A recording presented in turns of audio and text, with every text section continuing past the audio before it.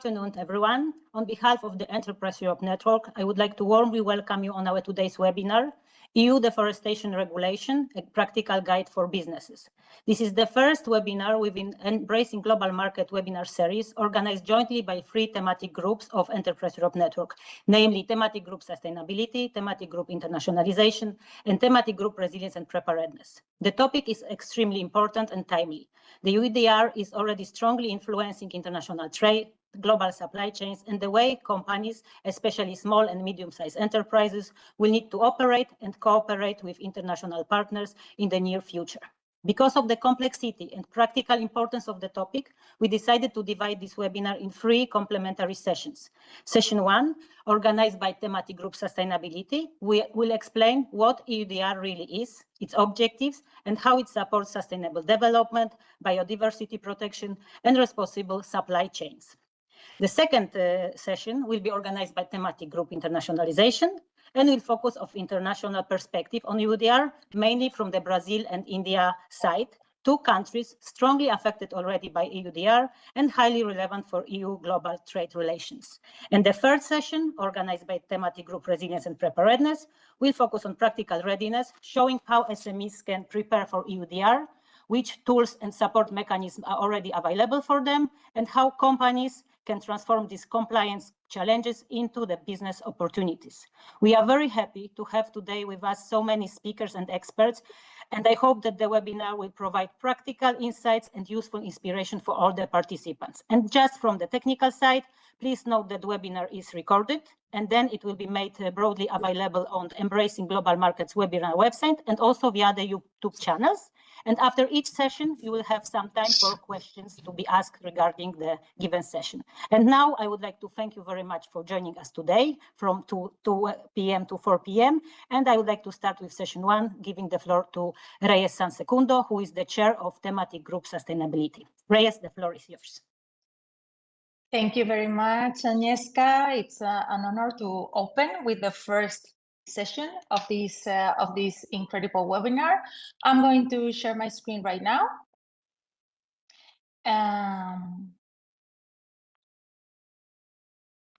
I hope you are seeing it. So this session 1, as Agnieszka has already told you, is about the EUDR from a sustainable point of view, let's say. But first of all, who we are. We are the Thematic Group Sustainability. I'm the chair, and we have a clear vision. We don't see the slides, Reyes, no? No matter how we try.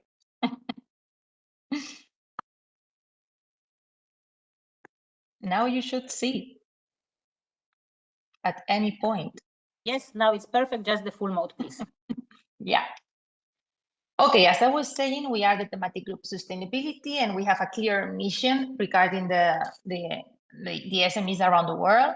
We deliver high-quality sustainability services, and we try to mainstream these sustainability topics across the network and across the globe. The vision that we promote is that we, the sustainability advisors, are ambassadors into the SMEs and the ecosystems, and we try to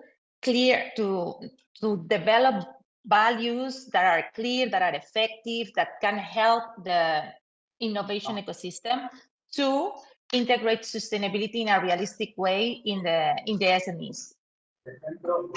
What I just wanted to show you here is that we are an active group with more than 200 active members, and that we are split in different topics, circular economy, such as sustainability and green innovation. And we pay a lot of effort also in communicating what we are doing with this incredible woman team that we have in the Thematic Group Sustainability.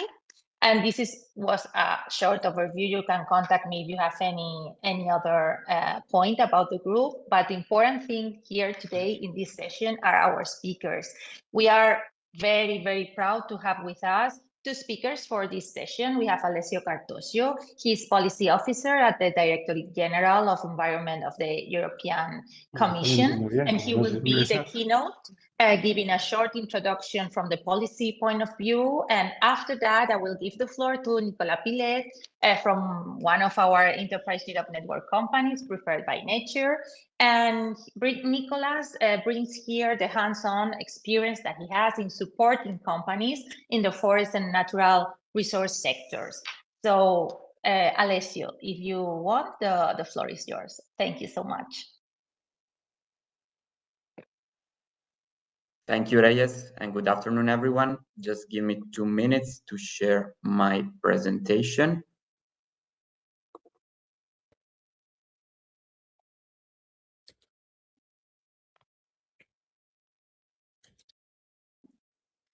Just a second.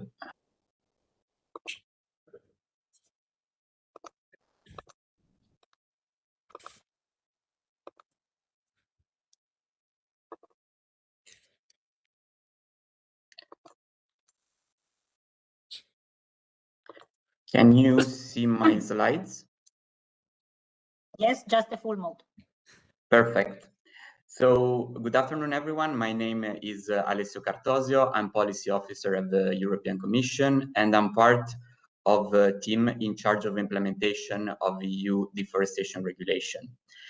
The idea of today's presentation is to provide you with an overview of the latest state of play of EUDR, as well as its key obligations.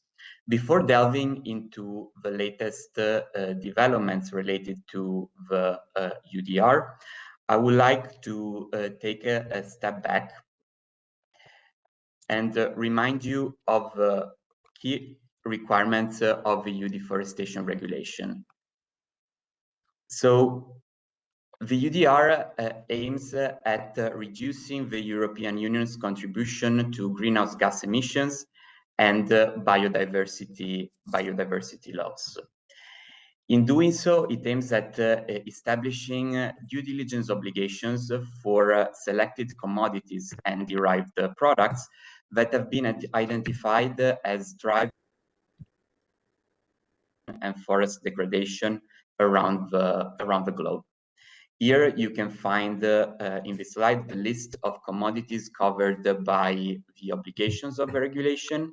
It is important here to say that EUDR requirements apply to these commodities and also to derived products that are listed in Annex 1 of the EUDR. For example, for cocoa, the regulation also covers chocolate. In the case of rubber, the regulation applies its requirements also to tires. Before placing one of these commodities or relevant products on the EU market, economic operators need to ensure three things. First, they need to ensure that their products are deforestation-free, meaning that the relevant commodities used to produce the relevant product does not come from a plot of land that was deforested after 31st December 2020, which is the cutoff date for the EUDR. In the case of timber products, economic operators also need to ensure that the plot of land where the relevant commodity was harvested was not subject to forest degradation. The second requirement is what we call the legality requirements. Products need also to be legal according to the laws of the country on production. And third, they need to be covered by a due diligence statement or a simplified declaration. To get the due diligence statement or the simplified declaration, companies need to log into the EUDR IT system and provide information related to the products that they intend to place on the market, including the geolocation data of the plot of land where the relevant commodity was. This will give the opportunity to member states' competent authorities to check the deforestation-free claims and the legality claim. This is a timeline that summarizes the key milestone since the presentation of the proposal for the EUDR in 2021. As you probably know, the regulation was foreseen to enter into application at the end of 2024, but it was subject to two postponements, one in 2024 and one in 2025. Now, after last year's legislative amendments, the regulation will enter into application at the end of this year for large and medium operators, and in June 2027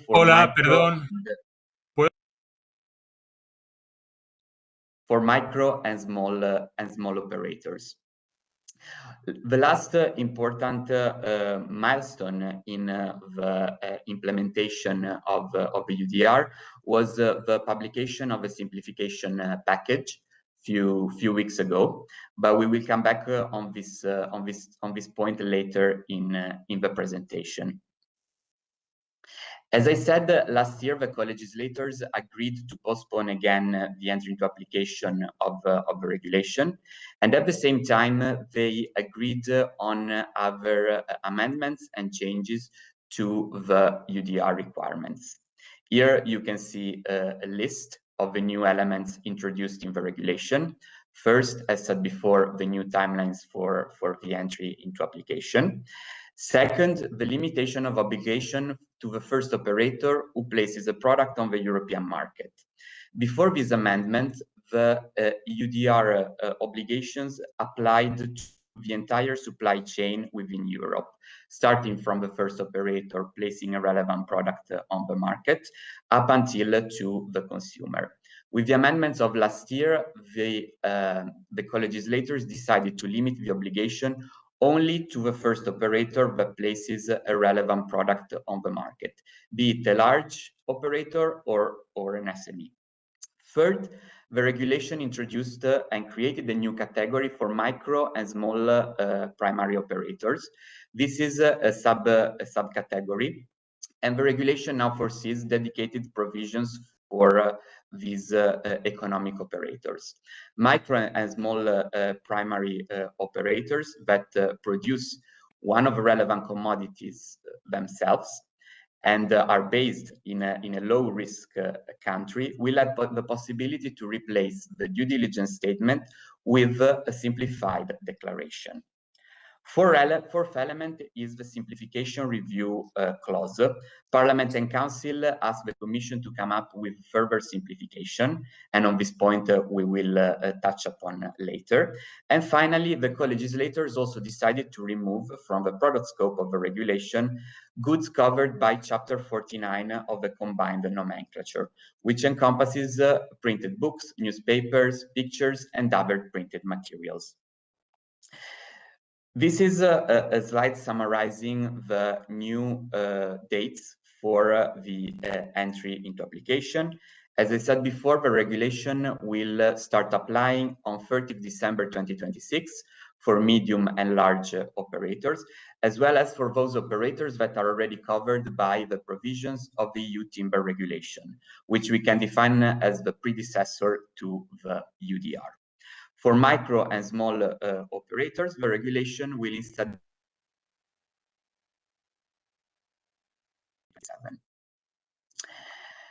in the amendments agreed by the co-legislators last year, the European Parliament and Council asked the Commission to present a report assessing further simplifications to the EUDR obligations. The Commission has presented this report at the beginning of May, together with a package of supporting documents and secondary legislation. The report acts a little bit as the chapeau to this package, and it is described what it has been done so far for EUDR simplification since its entry into force in June 2023, and it also takes stocks of the state of preparedness of operators around the globe. The report is accompanied by a new version of the frequently asked questions, which provide pragmatic and simple answers to the questions most frequently asked by stakeholders. It also comes with an updated guidance document, which contains deep dives on the definitions of the regulation and its key obligations. It also comes with a draft implementing act, which defines the rules for the functioning of the EUDR IT system, which is currently under discussions with EU member states. And finally, it comes with a draft delegated act, which is now subject for public consultation on the HaveYourSay portal of the European Commission, which introduces simplifications for broader categories of products, such as, for example, samples and packaging materials. And it also introduces targeted changes to the EUDR product scope, adding some products to the scope of a regulation, but also removing others. The report to European Parliament and Council also announces the upcoming launch of 2 repositories. Repositories are trade facilitation tools that will support easier access to EUDR relevant information for economic operators and EUDR competent authorities.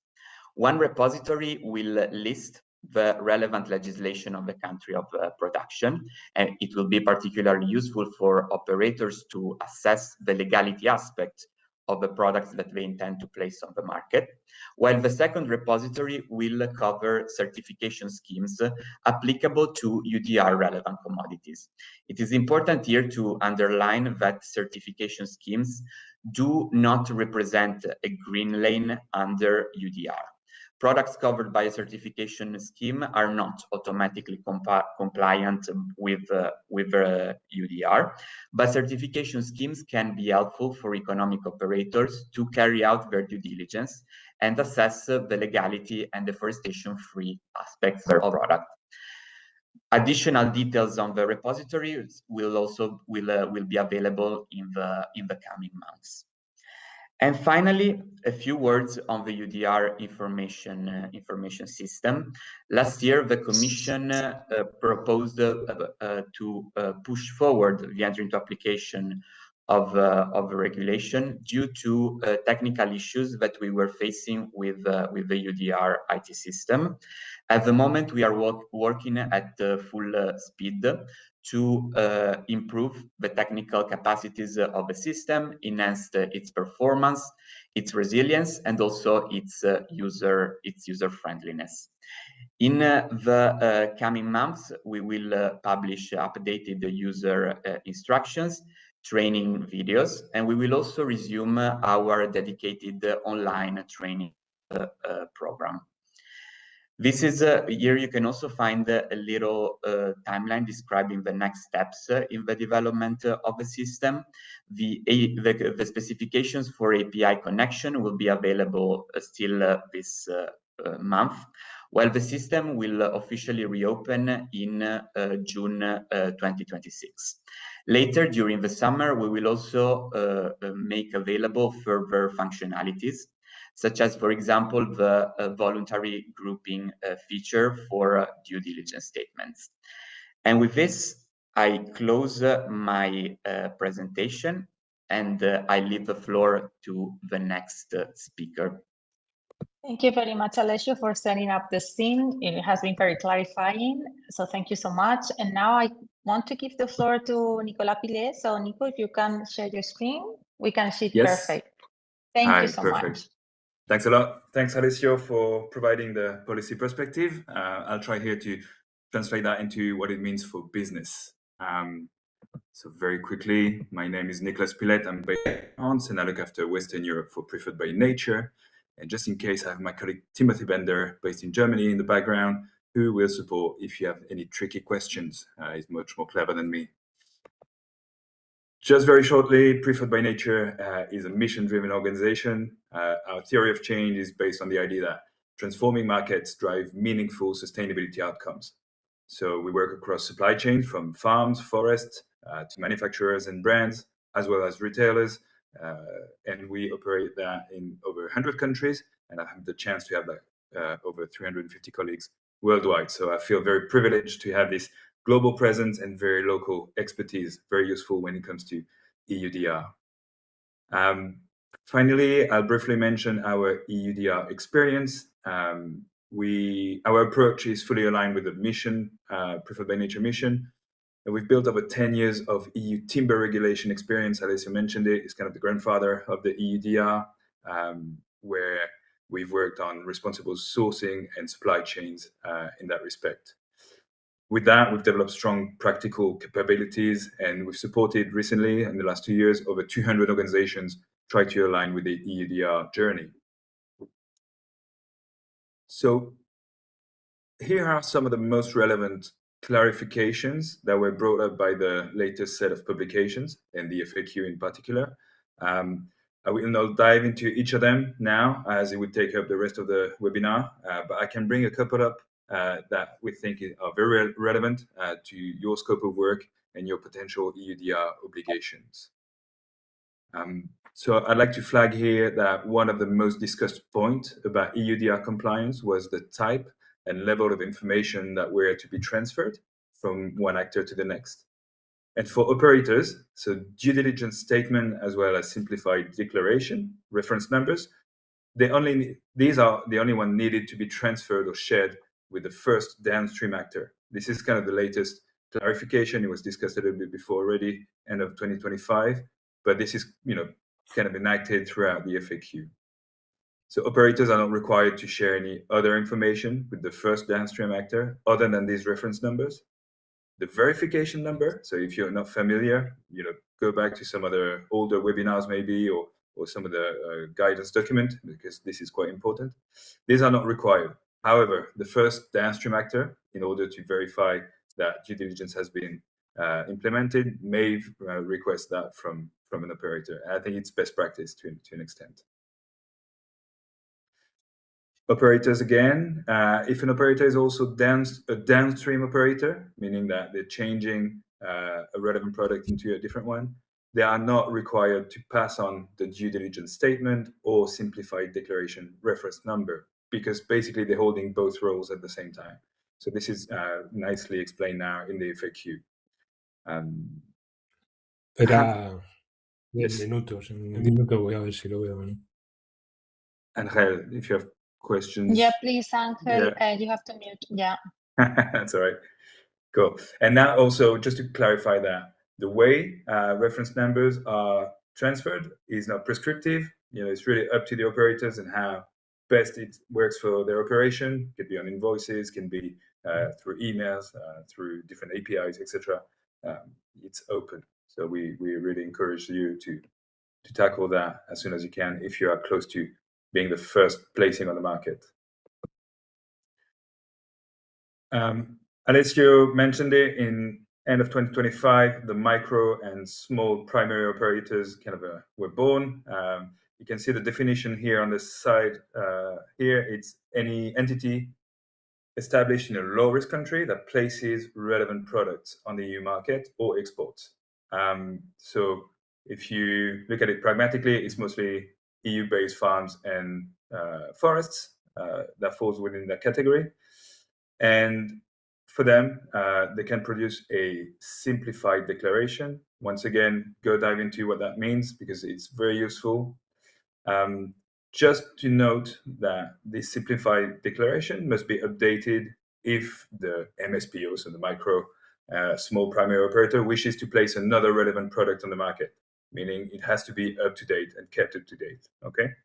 However, if you are not changing the actual product, it's just the quantity or actually the plots that are concerned, you don't necessarily have to update to provide an updated simplified declaration. But once again, this is covered by the FAQ, so you can always refer back to that.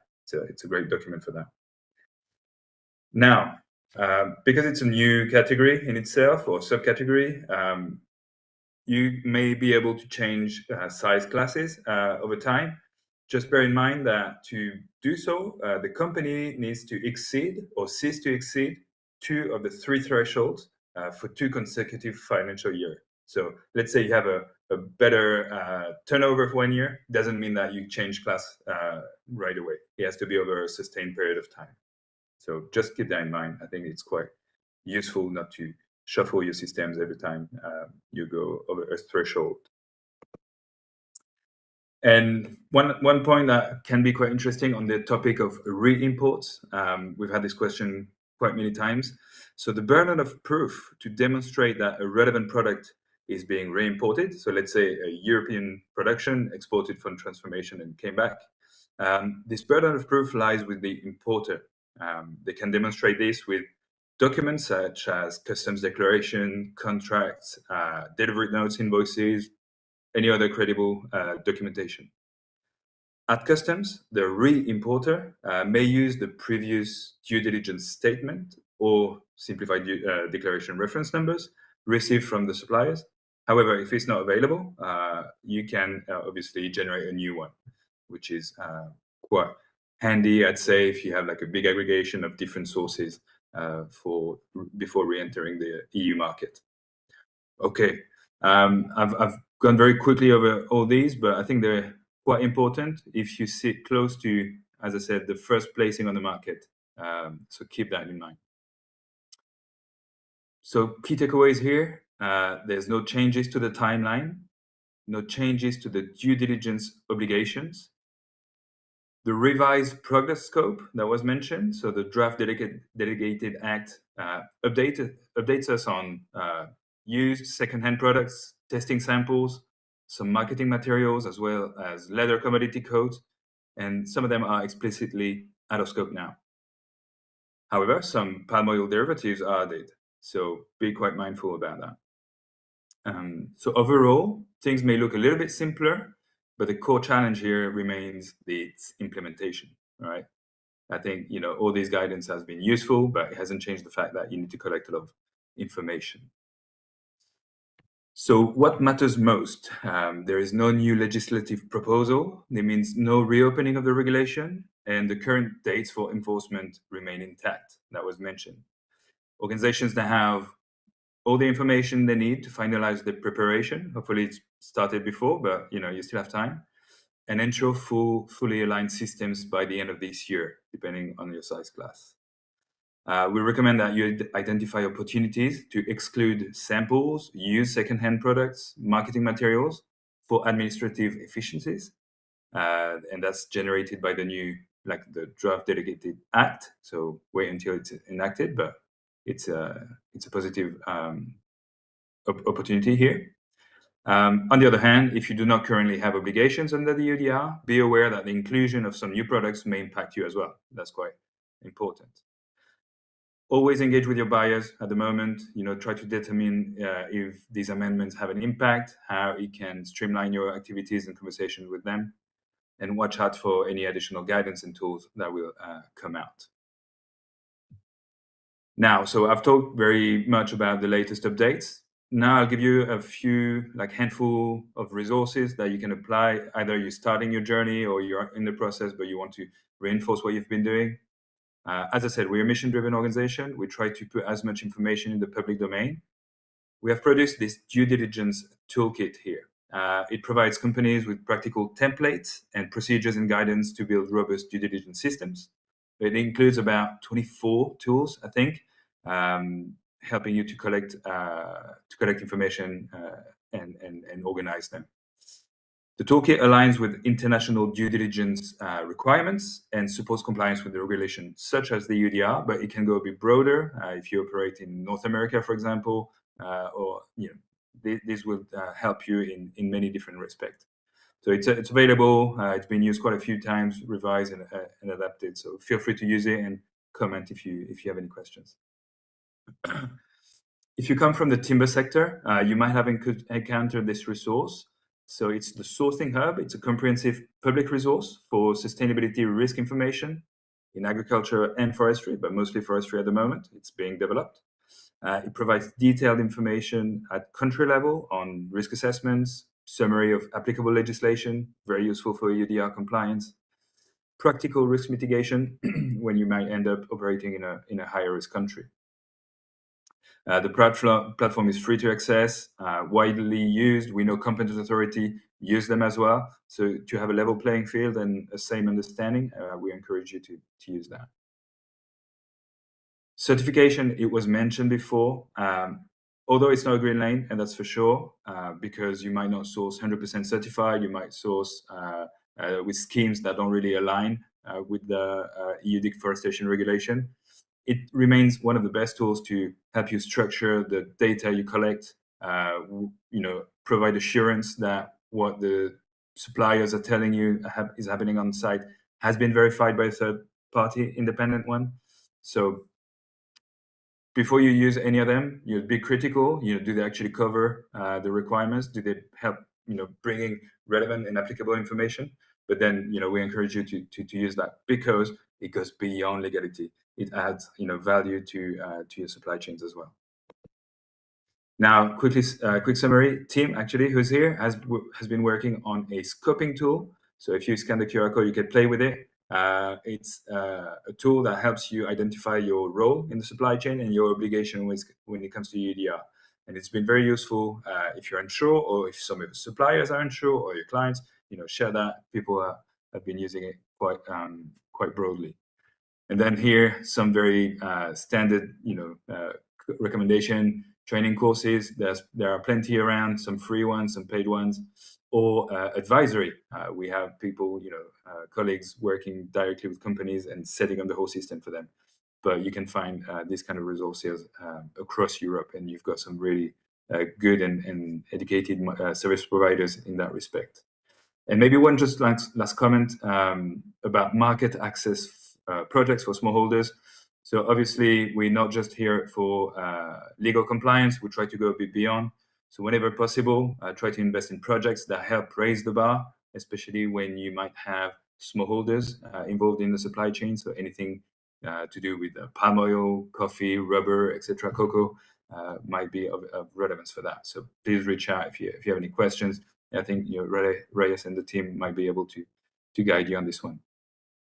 Not doing any competition on the webinar war at the moment. We have another one coming up 9th of June, which will go into further details as to some of the FAQs and simplification package. So if you want to dive into that and it's passionate for you, feel free to attend. Maybe just last one comment. While EUDR is often seen as a compliance exercise, it actually creates significant sustainability opportunities for the companies. It drives greater supply chain transparency. So when you map your supply base, collect your geolocation, etc., it helps you identify where the risks are. It helps strengthen relationship with suppliers, engaging with producers, especially in high-risk regions, and it opens the door to collaboration on more sustainable activities, not just legal compliance. And third, it helps companies reduce environmental and reputational risks. By ensuring products are deforestation-free and legally produced, you're setting yourself up for success, entering more demanding markets, and protecting your brand effectively. So I tried to, I'm not too bad with timing. So thank you so much. Reyes, over to you. If you have any questions, please feel free to reach out. Thank you very much, Nico. In fact, we are on time. So thank you so much to you and, of course, to Alessio. It has been several questions on the chat that has been answered by our wonderful backup team. But there is one that I want to handle to you about, is there any interconnection between TraceNT and Delta? Our colleague wants to know if at any moment we can get a confirmation of the DDR reference, if there is any chance that this reference will be present automatically in Delta to make it accessible to the operators' customs services. Can you give us some input about this? Yes, so I must admit that I'm not entirely familiar with the Delta system, but for interconnection between the EUDR information system and other IT databases, we will publish the specifics of the application programming interface in the coming weeks. This will allow economic operators to connect their own system with the EUDR information system, and thus to retrieve automatically the due diligence reference number or the number of a simplified declaration without the need of manual data input. We will, as I said in my presentation, we will also resume the trainings program on the EUDR information system in the month of June. And I think that this will be a great opportunity for companies to see how the submission of a due diligence statement or the simplified declaration works. Okay, Alessio, Maybe thank you so much. Yeah, if I can just mention one comment on this one. So, yeah, excellent about the API and interconnectivity with private systems. I think one of the ambitions when it came to the kind of broader EUDR action plan was over the next like 5 to 10 years have an integrated customs portal, so that IT tracing system wasn't on its own, but it was like part of the broader customs environment and ecosystem. So that's the idea. In terms of implementation, it was already planned that it would be kind of mid to long term anyway. So yeah. Thank you so much. And I have just one question more, just for closing this first part of the webinar, what can producers of composite materials do? For example, having more than one of the products listed in the Annex 1 of the regulations. Can you give us some insight, Nico, Alessio? Maybe I'll just jump in very quickly, and Alessio, you can complete. So when it comes to composite material, we know it's difficult because the volumes of information is broad. We also know that we are allowed to, if conduct a declaration in excess, meaning be a bit more ambitious in terms of the pool of origin that we declare, as long as we are able to manage the risk and the information that goes along it. So if you frame your system in a clever way, you can go beyond what you think is in the product, just to make sure you cover that. Mm-hmm. But just make sure you also cover the potential risks depending on attached to the origin and the supply chain risk of mixing. But it's possible. Alessio, do you want to complete or add something in this regard of composite materials? No, I think Nico already covered this point very, very well. Just to highlight that for composite products that contain two or more of the relevant commodities, it is important to stress due diligence obligation does not apply to all of these commodities, but only to the relevant commodity listed in Annex in the first column of Annex 1. So good to check the correspondence between the commodity section and the derived product section in Annex 1. Okay, so thank you very much. Thank you very much for sticking to the time, for your incredible topics that you have explained from a policy point of view and from the practical point of view, those topics merging together, which is really, really awesome and useful for all of us. Thank you so much from my side, and I hand it back to Agnieszka for the next session on internationalization. Thank you so much, guys. Thank you, Reyes. Thank you, Nico, and thank you, Alessio. And now I would like to give the floor to myself, because as a chair of thematic group internationalization, I will introduce this second session of our webinar. Just a second to upload the presentation. Yeah, should be fine. Okay, so as we said, is it okay, Thomas? Yes. Yeah, okay, yes, great. As we said, the second session is external perspective on EUDR, in our case from the India and Brazil markets. And as a TG internationalization, we are responsible for this session. So I would like to just give you very short, why it's not moving, the slide. Yeah, very short overview of objectives that our thematic group internationalization of Enterprise Europe Network has. So our objectives are to support SMEs in accessing international markets and identifying global business opportunities. Besides supporting SMEs, we are also supporting our Enterprise Europe Network advisors in helping their clients, their companies, to expand beyond the EU through knowledge sharing, exchange of experiences, and international contacts. We are also simplifying the life of international network partners, so the partners beyond the EU, into the Enterprise Europe Network activities and strengthening their presence and the cooperation among Europe and other markets. And of course, we are responsible for building cooperation with various key international networks and organizations supporting SMEs in their internationalization. And our session will provide you an overview of how EUDR is perceived in India and Brazil, highlighting key challenges of SMEs for SMEs related to traceability, certification, data availability, and compliance costs. The first part will be delivered by our Indian partners, partners from India, and the speakers will be Lina Pisze-Thomas, co-founder and director of Global Business Inroads, expert in Europe-India cooperation, technology transfer, and internationalization market access, and Bojan Bose, senior technology and innovation associate at GBI, specializing in technology, scale-up innovation, and market access for SMEs. And the second part will be delivered by Brazilian experts, Isolete Cortes, entrepreneur and expert in strategy, innovation, and internationalization, with more than 25 years of experience in supporting organization and international projects across the private, public, and the R&D sectors. And Gustavo Milazzo, entrepreneur and foreign trained expert with over 28 years of experience in international markets, including 25 years in the global timber sector. So he is responsible for supporting companies in EUDR compliance and promotes sustainable Brazilian wood trade through technology and international cooperation. So Lina, the floor is yours. Thank you very much. Thank you so much, Agnieszka, and of course, thank you to Team EEN for putting this, together, this whole program on decoding the EU Deforestation Regulation, and also involving countries such as India and Brazil. And this is so timely because, as many of you will know, the EU has signed an FTA with India. And there is so much of enthusiasm, and when there is opportunity, there also comes with it all its challenges of wanting to meet the goals of an FTA.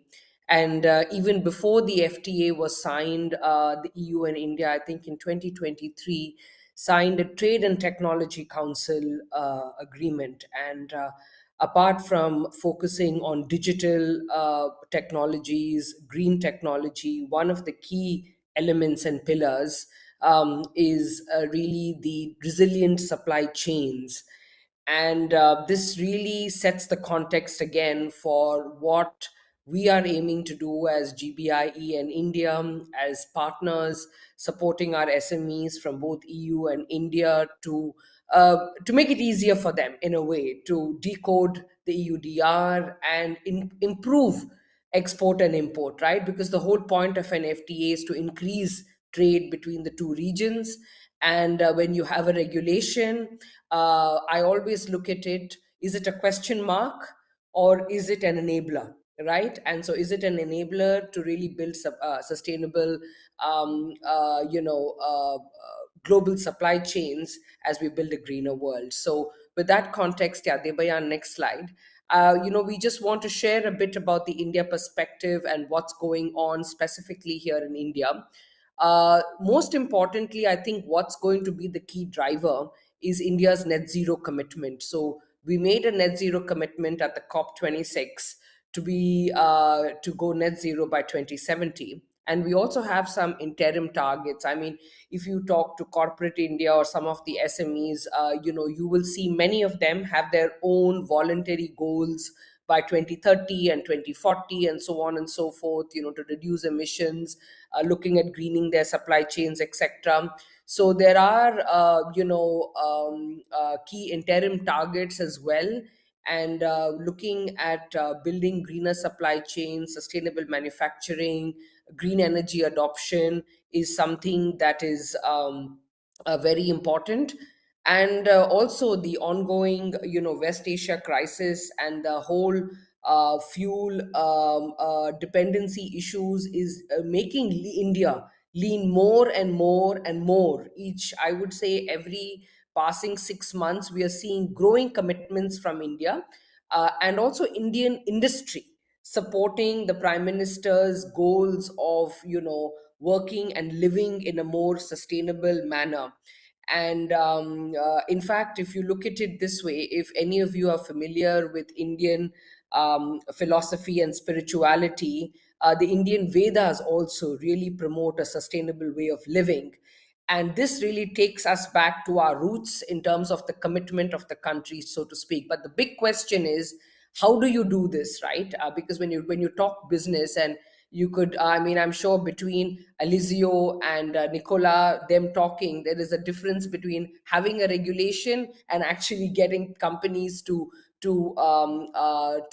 use it, for their growth as well. Next slide, Debayan.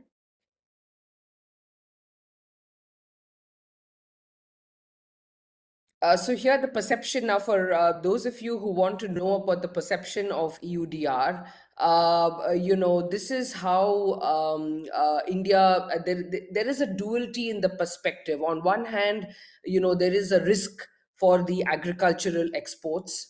And this is also a country that's attributed to a large extent to the deforestation. We are just following behind Brazil on this. And we also lack well-defined traceability and compliance standards like other countries like Malaysia and Indonesia. Some of the larger companies in India are preparing and actually quite well prepared, but for the SMEs and the small farmers, this is really limited and fragmented. Next slide. So the perception of EUDR really is, it's both an opportunity and a challenge. And it's currently also viewed as everyone's understanding that it's a mandatory compliance requirement, but it is also an additional regulatory layer. And and it's while India has a net zero target, this is no longer voluntary. People have to look at it from the perspective of meeting a regulation, and there is a lack of clarity on implementation, how to do it, how to manage it. And also today we are hearing about the timelines that Alicia really shared, but also there are so many things which are unclear to the SMEs. Next slide. And I think the whole purpose of even EN India joining hands with the community is, there is a lot of clarity that we can bring to the EU India ecosystem by collaborating on this. And having said that, there are these emerging perspectives that we are also seeing, where you have a gradual shift in thinking. And also, by the way, it is seen as an opportunity to actually strengthen positioning in EU markets, really become a European preferred and trusted supplier, get access to markets, and so on and so forth. So while, like I said, there is a duality in the whole situation, while there are so many challenges, and now that the regulation is there and present, it's also being seen as an opportunity to actually increase sustainability driven trade, and tying up with even the country's national objectives to build resilient supply chains, within our country and also with our trading partners. Next slide. So here are some of the key challenges, and I'm not going to go into detail on each one of them, but this is very important for us to work collaboratively to resolve. We have slides on each one of these topics, but I am going to just talk about the overview. So one of the key things is traceability. How do you really build that? The supply chains are highly fragmented. The data systems, there is a large gap basically in terms of reliable and standardized data, certification and verification, and all these standards and multiple checks. It's creating a lot of complexity, and it's adding to the cost burden of SMEs really. And Debayan, if you can quickly go through the next 4 slides. We have some details here on exactly where the challenges are in India when it comes to traceability. I don't want to go into every point. Next slide. Sure. And the data and certification challenges. One of the things also is weak documentation practices, right? But in a way, I also see it as an enabler for India to gather more data and build traceability. I think it's going to help the system overall. Next slide. And I think, collaborating with Europe and European actors who are more experienced in these aspects can be really, really helpful. And there again, there is the role of the EN. And cost and market assessment. These are also, for the SMEs on both sides to really be advised on this is something very, very important. And we've already started doing it in many ways. And now I think through this platform, we really want to be able to enable them to very practically understand this is EUDR and these are the 3 things you need to do. It's not that complicated. If you follow the regulation, you'll be fine. Next slide. Yeah, so then, Yes. so these are some of the challenges, but I'm going to hand over to Debayan, my colleague, to talk about the preparedness and where we see the opportunities going forward. Debayan, over to you. Absolutely. Thank you. Thank you so much, Reena. And first of all, big thanks to the organizers of this wonderful webinar. So from the India perspective, I want to start off with this key, takeaway, that is, it's high time that we start actually seeing UDR beyond just a compliance and how you can really leverage it to incentivize your business. So with that, I would like to start off with where exactly we are in terms of our preparedness. So there is a clear divide that we can see in the preparedness levels, both within the large organizations and within the SMEs. So in the large organizations, for example, so because they are not resource constrained, they have better access to financial and technical resources.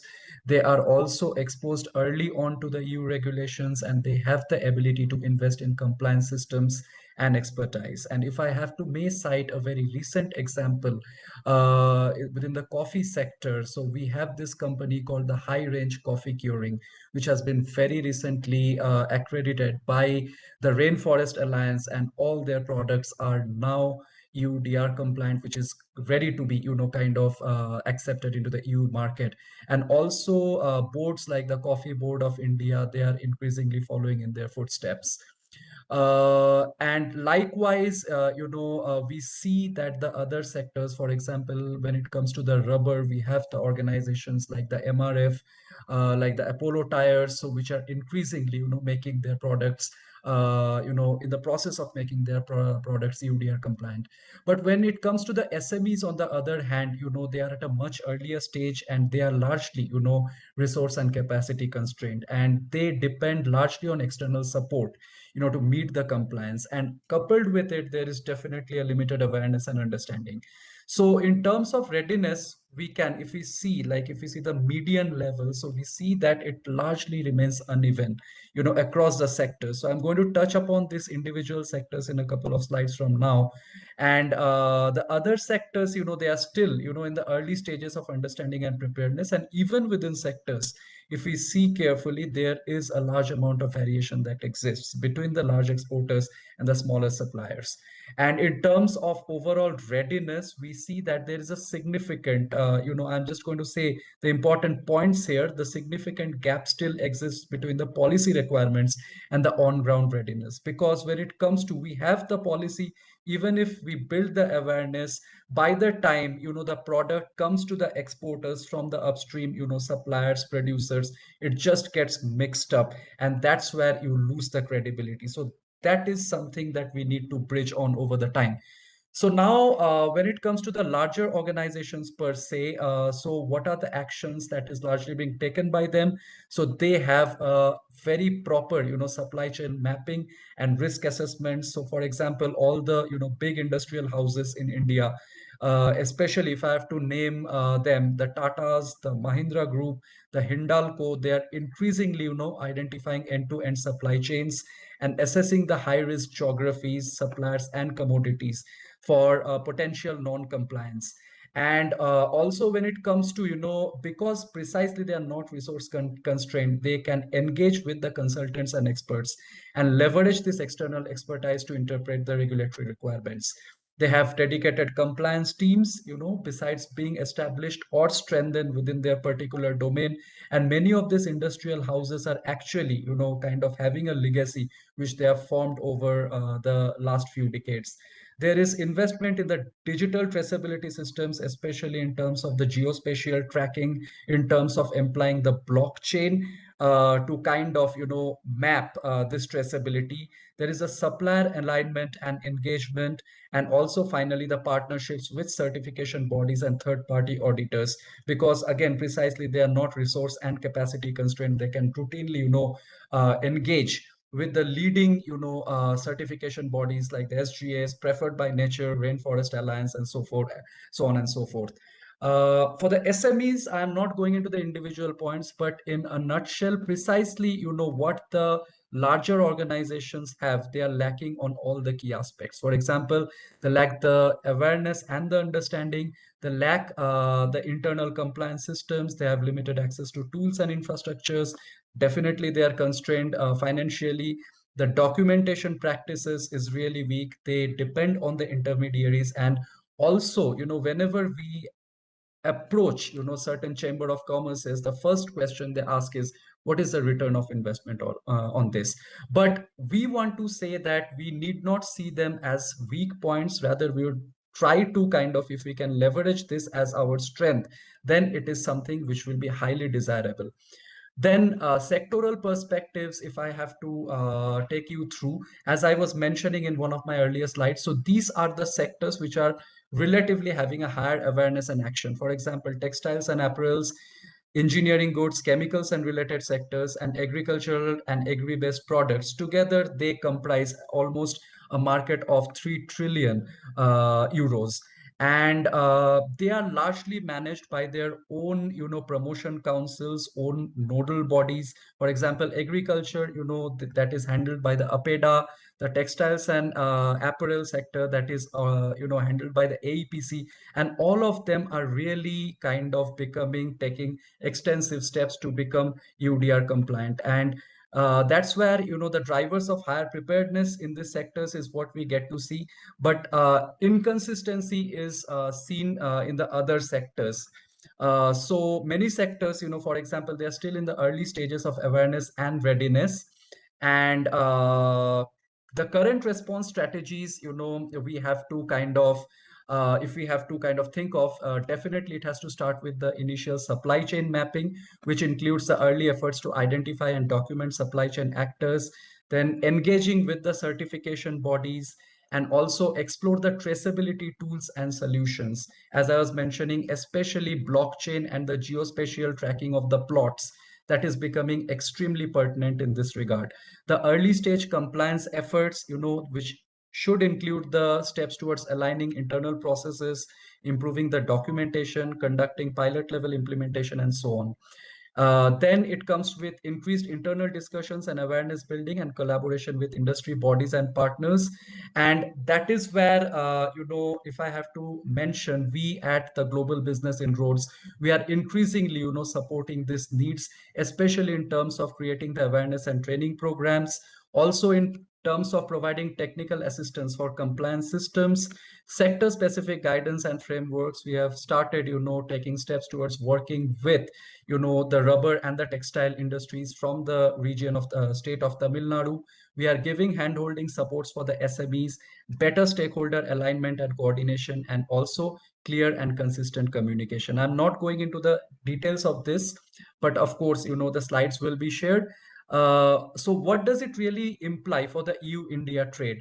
First, definitely there's a shift towards compliant and verified suppliers, and also restructuring of the supply chains, which means there should be a potential reconfiguration of sourcing strategies. Okay, then also risk for SME participation. So SMEs, for example, they may face the barriers to entry, reduced inclusion in EU-bound supply chains, and dependence on large exporters. Opportunity for early adopters, as I was mentioning. So if we can really tap this, if we can really reach out, we can actually kind of make them believe that you don't need to really see them just as a compliance. Rather, you can use this to further strengthen your supply chain, reach out to the proper buyers in Europe, and incentivize your business. Also, in terms of increasing cost and compliance-driven trade dynamics, and finally, potential for stronger sustainability-driven trade alignment is what we are focusing on. And that's where, at Global Business Inroads, what we are doing is we basically facilitate the technology scale-up, market access, and deployment of global SMEs.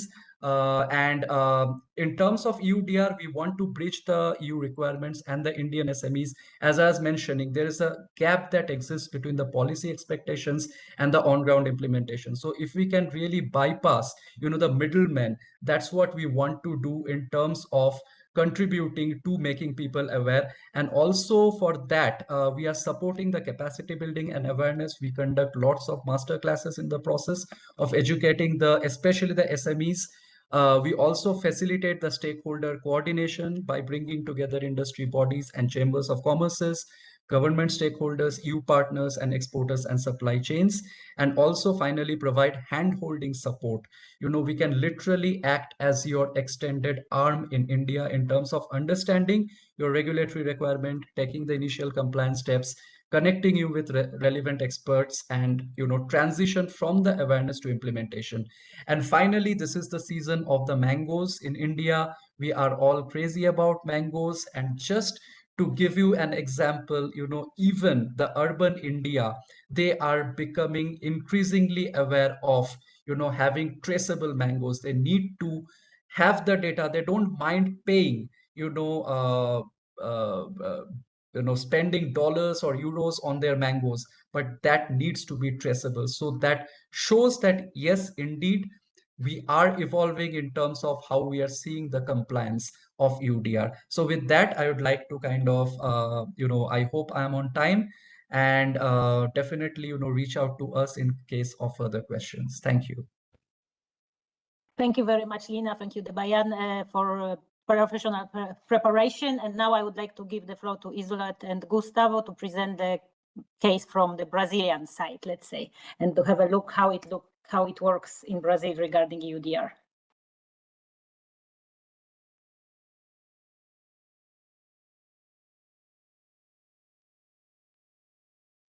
Thank you so much. Good morning, and thank you for the opportunity. It's a pleasure to meet you, some of you here, and to receive some of you. Thank you so much for the EN and SMEA team, and for my colleagues in the Enterprise Europe Network Brazil, including the Brazilian Ministry of Science and Technology and people that are connected to us. Today, I will present the Brazilian perspective in the EU Deforestation Regulation, but specifically from a global trade and implementation standpoint. The key message I want to highlight from the beginning is this: EUDR is not an environmental regulation. It is a new market access system. It fundamentally changes how supply chains connected to the European market. And EUDR represents a structural transition. We are moving from voluntary sustainability to mandatory compliance anchored in data.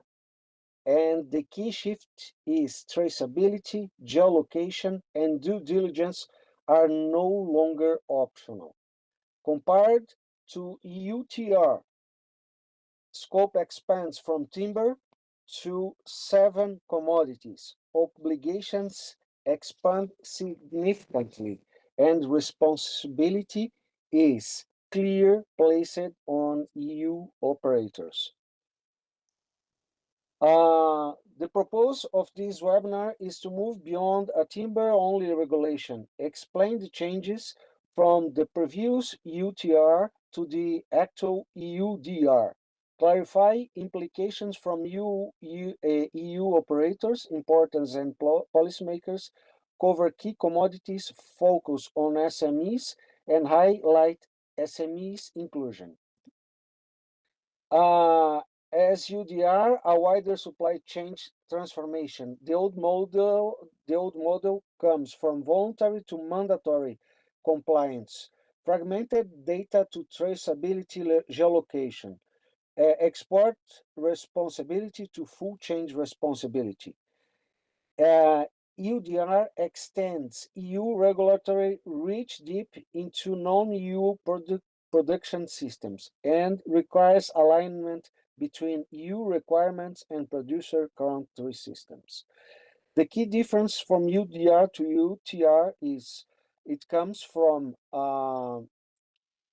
timber only to 7 commodities. focus on deforestation-free and goes to mandatory geolocation.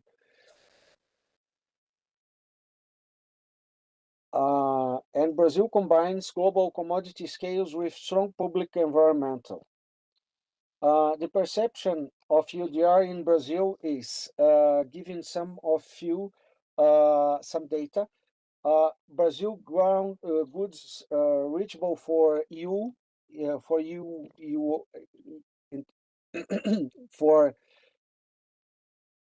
European Union goes up to almost 90 billion, and in the agricultural share goes almost half of it, and a third of in total goes to agricultural share. The perception of EUDR in Brazil stakeholders' views goes from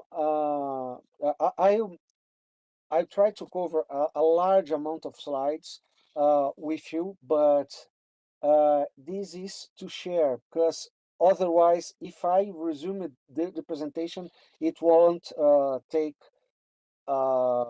It won't be as easy to understand from our perspective. So we are on a transition, and Brazil is often perceived as a high-risk environment.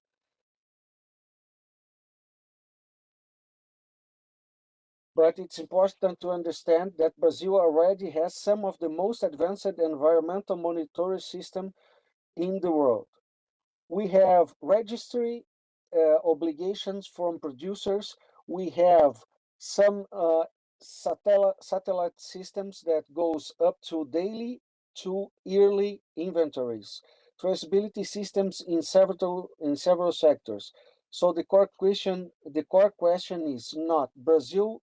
Does Brazil have systems? Yes, Brazil has them. The real question is, can these systems be reorganized, integrated, and trusted within the EU framework? Because today, the interoperability is still limited. And again, it's not about absence of systems, but the integration problem. We have several affected and domains that are exposed to EUDR commodities.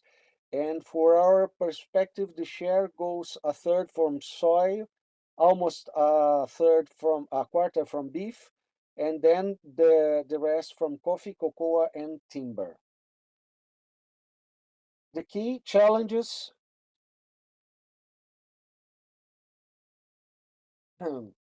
is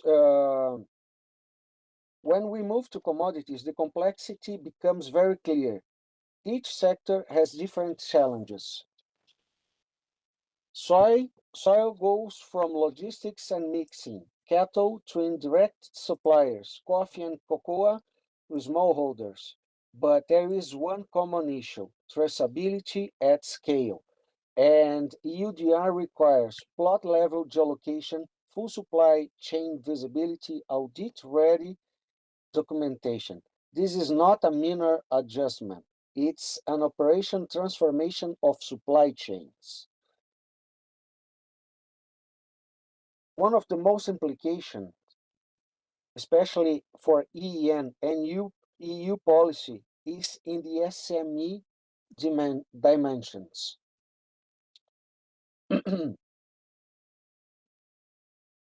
Compliance is not only technical, it's also financial. Mapping costs, system investments, audits, legal compliance. This creates a real risk.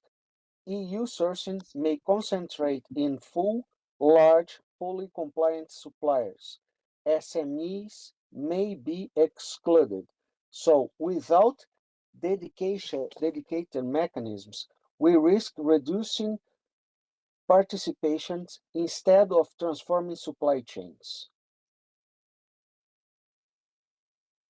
The timber sector gives us an interesting example. Brazil has more than 10 years of experience with EUDR. So here, adaptation is more advanced. We see emerging models like integrated platforms, digital traceability, exporter and importer data connection. And this is important because these models can be expanded to other commodities. So timber is not only a sector, it's a good testing ground. And looking here, we can see that some of key insights. We risk both things: reduction on SMEs participation and market concentration in some countries, just like Italy and Germany. EUDR leads to higher costs, SME exclusion risks, but it goes always to market consolidations. So implementation, regulation, and may walk together. I would like to invite Gustavo from Woodflow, our guest, and the one has our specialist as which one is proven to use and to implement UDR and to guide timber producers in Brazil and importers in Europe to go further. Gustavo, the floor is yours. Hi, Zule. Hi, everyone. Thanks for the opportunity. I'd like to share with you a little bit of what Brazil is doing in terms of lumber export. You know, as Zule mentioned, we have started to take care of traceability since 2013 with the implementation of EUDR, the timber regulation in Europe. Brazil has already started to be prepared for this new EUDR area. So more than 10 years, we have been working in terms of traceability, organizing papers, origin of goods, working in terms of control, everything here in Brazil. And just to explain a little bit what we are exporting to Europe right now, basically 90% of all the lumber and wood products exported from Brazil to Europe right now, they comes from planted areas. Species like pine, eucalyptus, teak, they are all planted. That means they were already planted more than 10 years ago as well in regulated areas. So we can really trace these areas. We can really identify that they are deforestation free, and we can provide documents, images to all potential buyers and users in Europe. This is something we have been doing for a long time. And only 10% of what Brazil exports basically comes from native areas like the Amazon area. And it's important to explain here, when someone is in Amazon area and they explore the timber, their property, they can only cut and use like 20% of their area. That means 80% of a land cannot be touched. So they must be preserved. So this is already applied here in Brazil, and that shows we have one of the most high strict forestal rules of the world. Besides that, we have already systems in place in Brazil before LDR that controls, for example, georeferenced areas. We have a system that we call CAR that regulate areas where we can find the images, where we can find the geo data, that we can see clearly where the logs, where the forest come from. So this is all systems that are already in place here in Brazil and that controls the forest exports here in Brazil. And now with this EUDR system, as Isola mentioned, the challenge is of course to provide this information and connect with EUDR systems that are already in place in Europe. And we as lumber exporters for 20 years, we have developed a special platform called Woodflow, which is a platform that connects the forest producers here, the wood producers here in Brazil, with the importers in Europe. In our platform, we have already connected all these systems in Brazil that are in place here to control the origin of the forest. We guide the lumber exporters in Brazil in a step-by-step system that help them to collect all the documents of the forest, that help them to collect all the documents of their manufacturing plant and make all the documents that the importers in Europe needs to include on this due diligence system. So we really can connect all small and medium and big suppliers of wood in Brazil, wood products, to the importers in Europe, providing them all the documents necessary they need to make sure they are 100% legal. And we provide for these importers also the possibility to log in on this system, to download the documents and files like shape files, GeoJSON files, everything that is already required for European regulation. They can include on this DDS system and be sure they are okay with the products that are coming from Brazil. So we see EUDR for the timber business, for the lumber business, as a real opportunity here in Brazil, because as we have mentioned, we have been prepared for that for almost 10 years. We have just made some adjustments to cover EUDR new regulations, but we really feel prepared to attend Europe with the most high regulated systems we already have in place in Brazil. And well, of course, if you want to know more about this system, I will be available for any question. And just would like to pass again for my friend Isolé to finalize the presentation, and we'll be here for any other questions specifically for Timber. Thank you. Thank you, Gustavo. Agnieszka, I would like to ask you for 2 more minutes.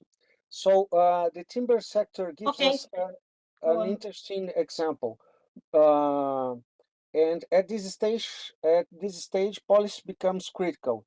The success of EUDR implementation depends on clarity, legality requirements, integration of data systems, and support mechanisms, and especially for SMEs and intermediaries, because without support, compliance become a barrier instead of a transformation tool. In trade terms, EUDR will create a new segmentation: compliant supply to EU market and no compliant supply alternate markets. So EU will increasingly function as a high standard compliance gated market. For Brazil, this is both a challenge and a major opportunity. If systems are aligned, Brazil can become a trusted preferred supplier of the EU. This brings us to EU policy implications. EUDR is not only about enforcement, it's also about cooperation, alignment, system recognition. Without this, we risk fragmentation, duplication of systems, increased costs without proportional impact. So the discussion should move from compliance only to how do we make this system work globally? And going to our final words, and this leads to the key decisions for European Union. The question is not whether EUDR will implement, this is how. Key choices include will EU systems recognize credible third country systems? How do we balance enforcement and feasibility? How do we ensure SMEs are not excluded? How do we enable data interoperability? And ultimately, will EUDR be implemented as a unilateral filter or as a platform for structured global cooperation? This is some of the quick questions. And our closing message is to conclude, EUDR is more than a regulation. It is strategic transformation of global supply chains. And success will depend not only on rules, but on cooperation, system alignment, and inclusion. Thank you, and look forward for our discussions. Thank you very much, Isolet. Thank you, Gustavo. And thank you, Isolet, for this positive last slide, showing it as that it can be advantage, as seen much broader than just the hindrance for companies. You asked some questions. I wonder if somebody is able to respond to Isolet's questions, because we have like 2-3 minutes or 2-3 minutes, up to 5 for question and answer session. If there are any questions, please raise your hand and put your mic on and make a question, because there is no question on chat regarding this session. I have checked it. And if not, then I have one question, unless somebody is able to respond to the questions raised by Isolet. Yeah, Alessio, please.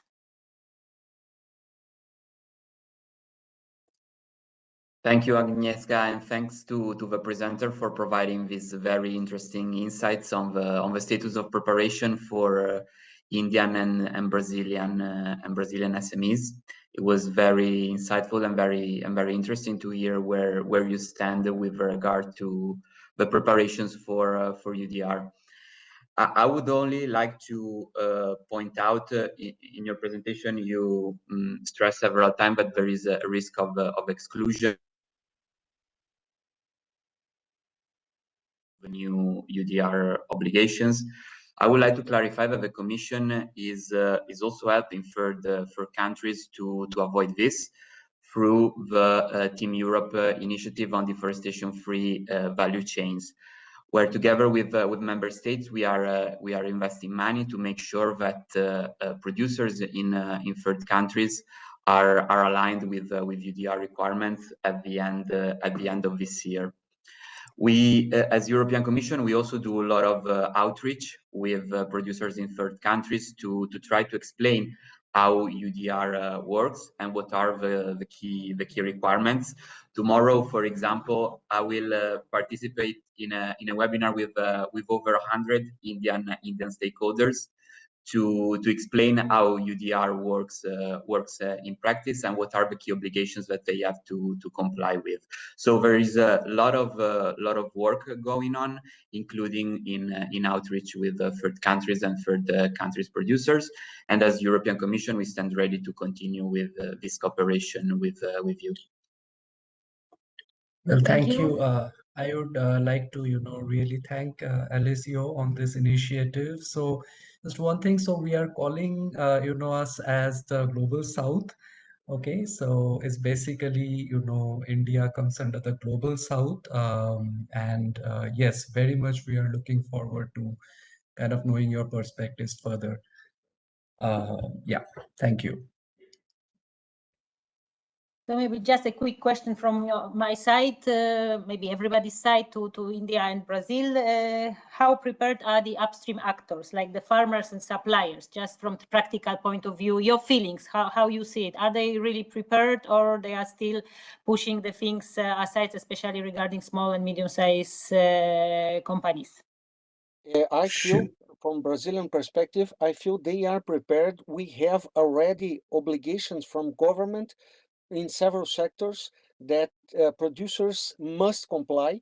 And so this is the part of obligation. And the ones who are willing to go to connect to global markets and sourcing, they are voluntarily seeking for some people, just like as Gustavo, to help them to comply with the regulations and go further. But we have at this moment a very high level of standard in Brazil that habilitates us to comply with the regulations. It's just a matter of connecting the systems in Europe and Brazil and make the things go smoother. And it's not only about the timber sector. You talk about all the Yes, about regarding... all the sectors. Okay, thank you. And And from an Indian perspective, of course, the upstream actors, they remain, among the least prepared segments. And that is primarily due to the limited awareness, lack of digital systems, fragmented sourcing structures, and limited exposure to international compliance frameworks. And this is why I think the implementation cannot focus only on exporters. I think it must be extended across the value chain. Yeah. And one more important thing to add, Agnieszka, we have a high standard of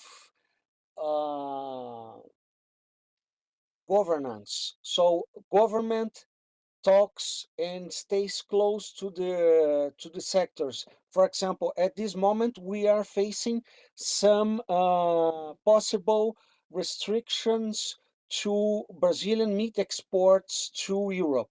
And very quickly, the producers, the government, the several instances of government in Brazil seated together to discuss and very quickly approximated to EU authorities both in Brazil and Brussels to solve these questions.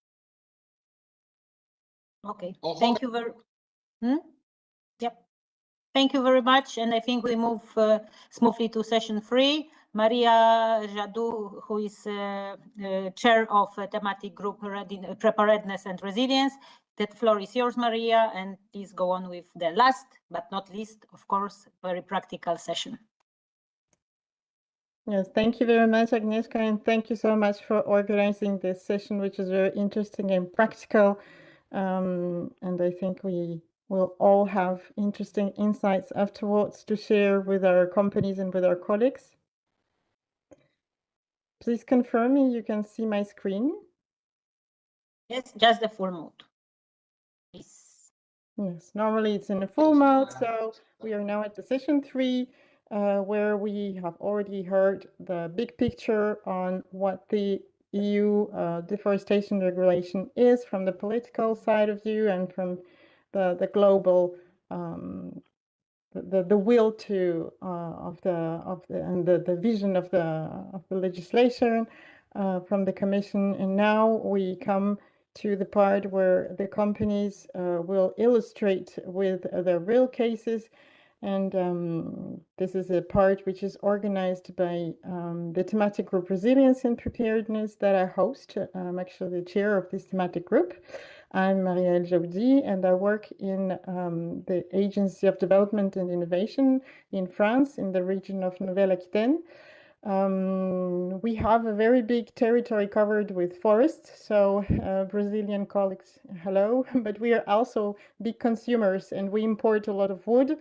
So we have quite a lot of companies who are really concerned about this legislation, and your insights are very important. Your encouragements regarding your preparedness level are very strong, and I hear your message very well.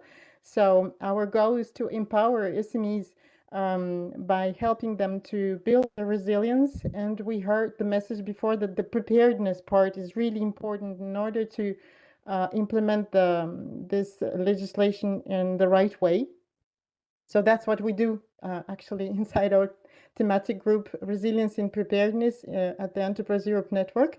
This is a very young thematic group. We don't yet have 1 year of age, but we have a very strong vision. We are very convinced that resilience and preparedness has to be applied at all the people as in general.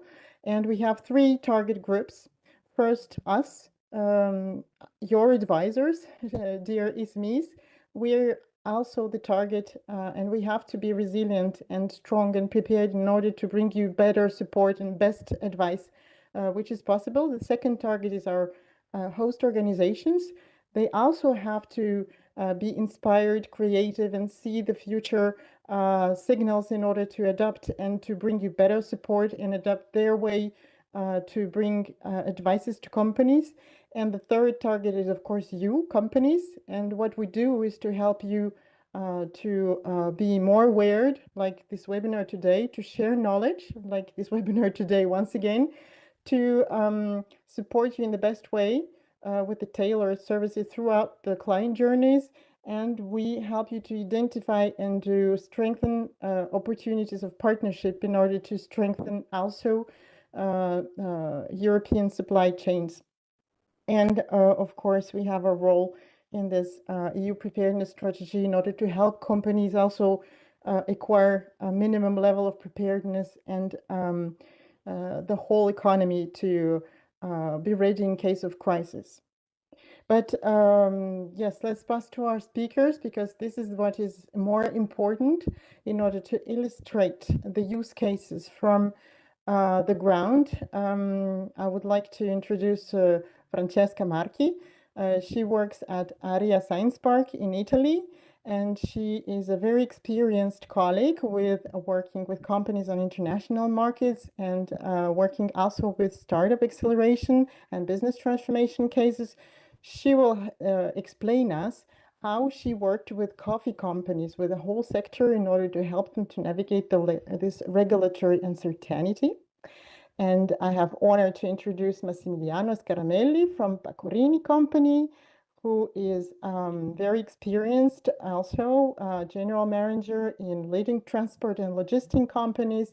And he is now working at Pecorini Group, who is focusing on different types of commodities. And he will explain us the impact of EU deforestation regulation on European coffee companies and other actors.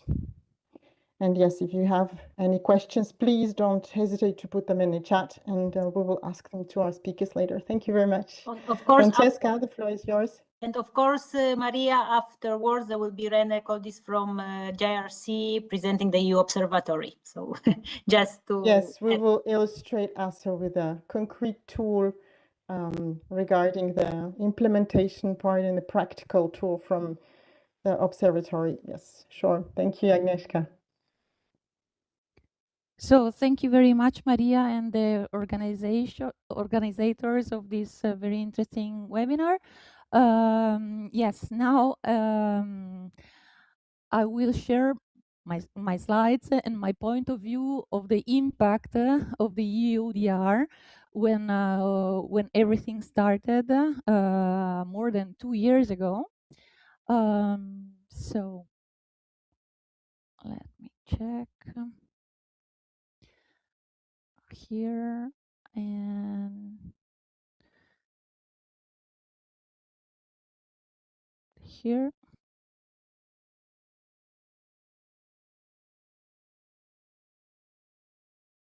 I hope you can see my full screen.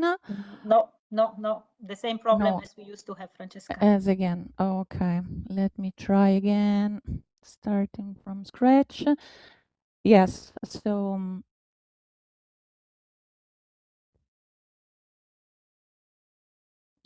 share. Tac. Finestra. Tac. Condividi.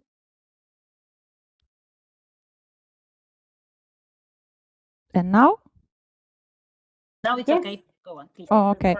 So I will tell you about the business readiness and especially the panic management and practical implementation. Because when I used to start to work with the coffee companies, Ara Science Park provided them in innovation and sustainability services, and we worked on a very interesting project on industrial symbiosis and we were able to transform a roasting waste, which is this picture, this light silver skin, from waste to byproduct. So we supported the companies in using this silver skin, so-called, into fertilizers, ingredient for biogas plants, food and cosmetic formulations, and packaging. So the companies were really into sustainability. And in January 2024, we said, okay, let's start working on ESG, so trainings on ESG for the coffee sector. We want to become more sustainable. This was in January. March 2024, companies called me and they said, we have to talk about EUDR. And the reaction was panic, total panic. They said, we don't know how to handle this new European regulation. It's impacting totally our business. We need to trace the raw coffee from plants, very small plants, also in Brazil and India, since we spoke with some colleagues from there, and we don't know what to do. And I said, no problem. So we started talking into a round table with the main actors of the coffee sector in Trieste. Trieste is famous for coffee sector because we have a port here where coffee producer ships the green coffee. So raw coffee arrives in Hamburg and other places in Europe, but also a lot in Trieste. So we start talking with companies dealing with coffee that would be impacted on EUDR. And so don't worry, be happy. Let's work together and try to find some solutions. So we started working on two lines. The first one was institutional. So we studied regulations, the guidelines, a lot of questions that has been uploaded in the European Commission web pages. The companies themselves and me, we got into contact with international stakeholders, the International Coffee Organization and the European Coffee Fund, contact with national authorities, with the Ministry of Agriculture, with the Command of the Forest, Environmental and Agri-Food units that are the authority controls systems, that they were also impacted hardly and they didn't know how to deal with this new regulation. So on one side, we help them to get in contact with the institutions. On the other side, we did a technical and feasibility analysis. So we studied which were at that time the key enabling technologies that can support the traceability of this material. We did an evaluation of the IT platforms already in place and on the market, and which could be the right process and workflow for the due diligence. At the time they were planning to do 2 due diligence and upload it in traces, and very important, the GDPR compliance.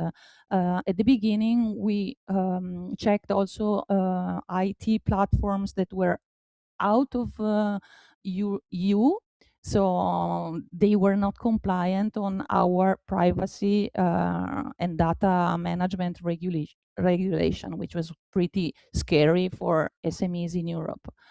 So what were the outcomes? On an institutional level, this is something that could be useful also in your countries and in your experience with your SMEs. This is why I'm telling you how it went very useful to work. So we started a joint group of regional and national institutions together with stakeholders. We came out with a short list of IT platforms worldwide EUDR compliant. We raise awareness and communication at national and international events. And now I can leave the floor to the next speaker, Massimiliano Scaramelli, that will give you an example about how the EUDR also developed new business for some companies. I'm not talking about directly the providers of IT platforms. I'm saying that some companies in Europe also can think about providing services to the whole supply chain for the EUDR compliance. So this is the example that he will talk about. Pacorini is a worldwide known shipping company And one of the products that they are shipping from all over the world is coffee. They are very famous for coffee. On top, you see the biggest plant in Europe for coffee storage, which is not in Trieste but in Genova. In Trieste, they have the headquarters, and you see some pictures of coffee bags stored in the warehouses. But they also do the unloading of the coffee. So at this stage already the EUDR compliances arrives, so they can provide also a verification of the compliance of the regulation at this point. But then along the path, it's something that deal also with their customer relationship management, because now Massimiliano will tell you about how they developed these services for their clients.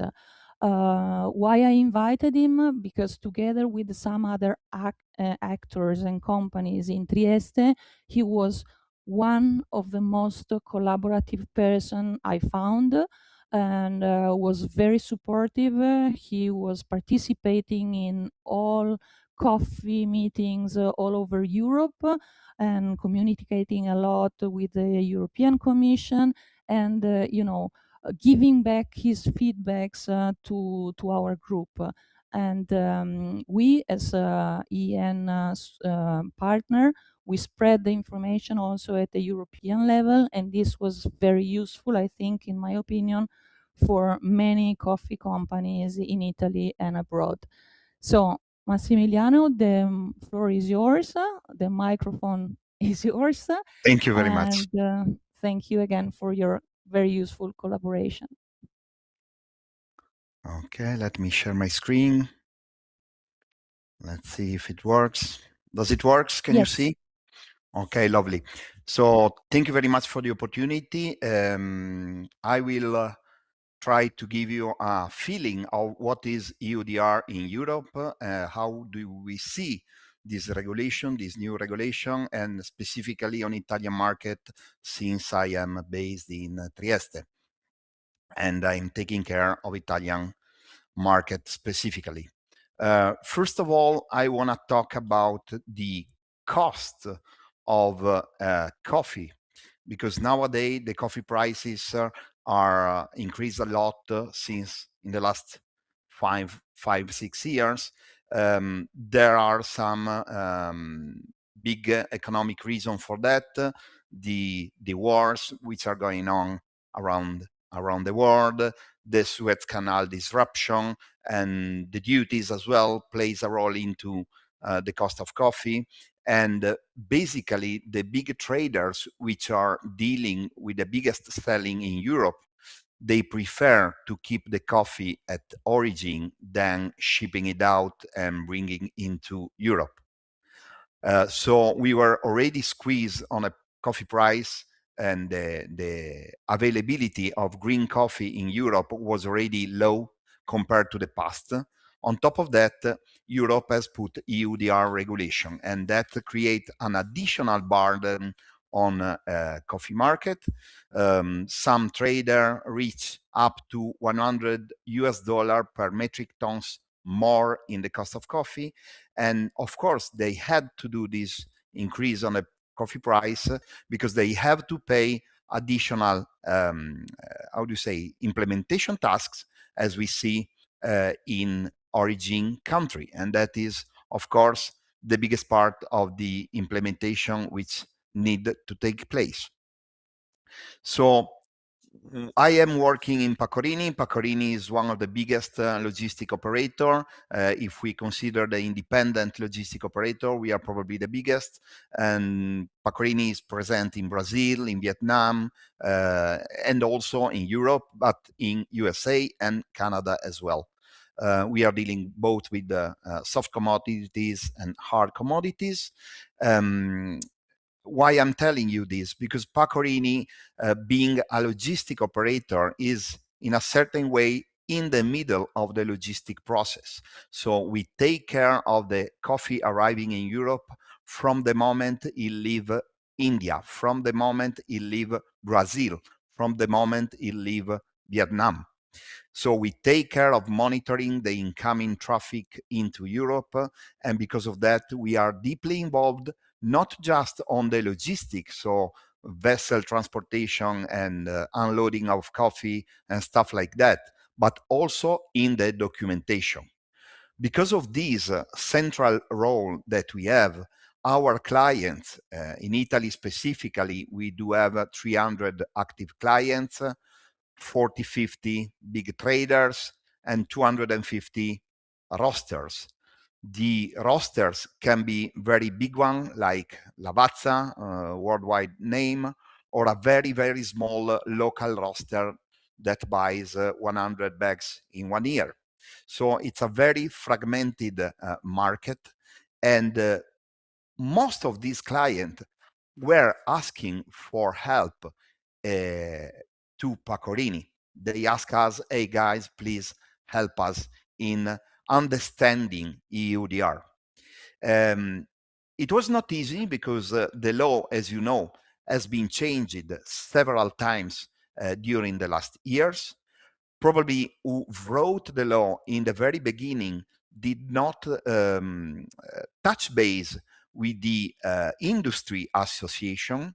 So the law was written in a way trying to monitor each and every selling that are going to take place into the coffee market, and each and every logistic steps that were taking place in the market, in the coffee market. And that is a massive and monster challenge. It was almost impossible. So the association begged the European community to review the regulation. And thanks God, the European community finally listened to the association, and a lot of changes has been made. And now the very fragmented and complex logistic chain that we have is still under control. We will do due diligence just upon putting the coffee into European market, and this is already a very, very, very great improvement. It need to be clear that if we don't do EUDR in Europe, we cannot custom clear the goods in Europe. That must be clear to the origin country.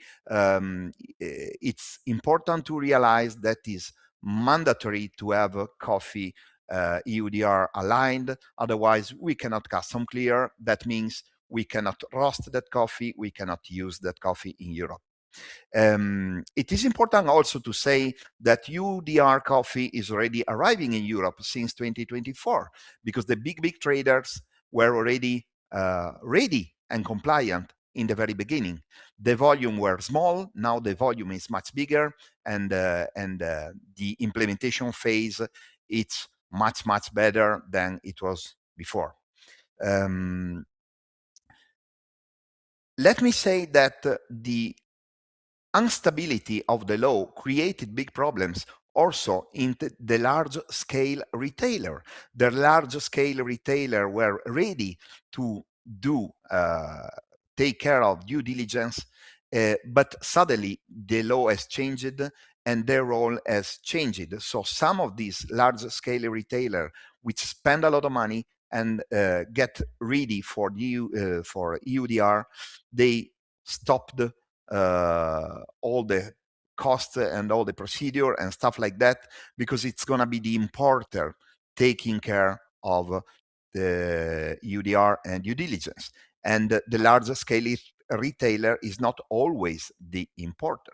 So there was a lot of opportunity that raised up, but there was also a lot of preparation which went, how do you say, it was kind of waste of time and money for some company. It is important to realize that there are a very, very different level of preparation into European country, depending whether you are a big company or you are a small company. The big company tackle the EUDR as a new law. They had plenty of resources, they have plenty of legal support, they have plenty of IT guys able to implement the IT software needed to cope on EUDR regulation here in Europe. While the small, medium sites, the small and micro sites client, they were shocked. Shocked because, first of all, they couldn't understand the regulation. Second, they couldn't understand the FAQ. They couldn't understand that a software were needed to keep track of each and every due diligence that you are going to move. They were a little bit shocked about the entire process. And also the definition of small and micro company has, in a certain way, changed from one version of the regulation to the other. So all these changes in the regulation created a lot of problems, and that is where basically Pacorini and the other company has tried to support the final clients. First of all, we started to doing, first of all, to read the law, understand the law, working with Francesca and other association, understanding what does the law mean for each and every kind of site of client. Then we started to share knowledge doing webinar. We help the rosters to do software comparison, so comparing the several software solution that is in Europe to understand what is the best solution for their own company. The software solution could be better for a big company, and another software solution could be good for a small company. And also, we did a lot of scenario analysis, whether you import, you export, you buy custom cleared goods, or you buy bonded goods, whether you do the blending, whether you do coffee processing, what are the impact of EUDR into the several scenarios. That is where we try to support the clients understanding how the regulation was taking place. We also supported in some way the big traders, because the big traders, as a quantity of coffee sitting on the market, which were not compliant. So they were ready to do custom clearance on their behalf, just to be fully aligned with the regulation and still able to sell the backlog of coffee sitting in Europe. And even if we do all these preparation steps, we still have some question about how the controls will be run in Italy and in the other countries. I know that some dry run tests has been made, but they were quite limited to big companies. So as soon Traces and Tea will be switched on again, we will try to do dry run also for the small, medium-sized company. And then we come to what Pacorini has done really physically. We will basically support our client in this way. We close deal with the 5 main EUDR platform, the ones which are more common into Italy and I would say into Europe. And we basically we will act as authorized representative to do the data input on behalf of our clients. The process is a little bit more complex. First of all, as we do proceed in retrieving data for doing the logistics tasks, we will also retrieve data on EUDR in the future. Then when we retrieve those data, we will do the data input on the several platforms as an authorized representative on behalf of our clients. The platform are Osapiens, Dimitra, Encodata, Trusty. That is also important because having a team of few people that can do EUDR data input, basically the cost for our client become a variable cost. And also there will be no disruption if somebody is sick, is on leave, is on holiday. while we have a team of experts which already know how to handle the platform itself, but they can also enter in traces and T and do the needed check to ensure that due diligence are properly recorded. And also we will do risk mitigation dealing with the traders. So we will support the Italian rosters, whether they are big or small, in doing risk mitigation with the traders and with the coffee producer. So that's what we have done in Europe and Italy. And of course, I know it's going to be hard working with the EUDR, but finally the regulation is stable, and that is very valuable for us. Once again, it would be great to know from the controlling authorities what will be the checks, how they will be run, with which frequency, and then after that is also clear, we are going to be ready to the first implementation in December this year. Thank you very much, everybody. I hope it was a good presentation. Thank you. Thank you very much, Massimiliano. I can introduce René Kolditz from Joint Research Center regarding the presentation of a concrete tool offered by European Commission services, and it's about EU Observatory in Deforestation and Forest Degradation. René, the floor is yours. Thank you very much. Good afternoon, everybody. We will swap a bit the focus now. We look at a couple of scientific tools. So let's first explain what the JRC is. The JRC is the Joint Research Center and provides scientific and technological knowledge and advice to mainly policy DGs in Brussels, but also we publish or we make our information publicly available. And pretty much everything what I will show here is publicly available to everybody, and you may make best use of it. We have a interface which is called the EU Observatory on Deforestation and Forest Degradation. You will find the access link at my last slide. And in this interface, you have 4 main pillars of information you can use or access. The first one is about global forest mapping and monitoring systems. This is not explicitly limited to the EUDR, but here you see the first map of the global forest maps for the year 2020 in support of the EUDR. These are specifically designed to implement the EUDR, and I will come to the point why we actually produce such maps as well. In the second pillar, we provide information about commodities, production, trade, and footprint data.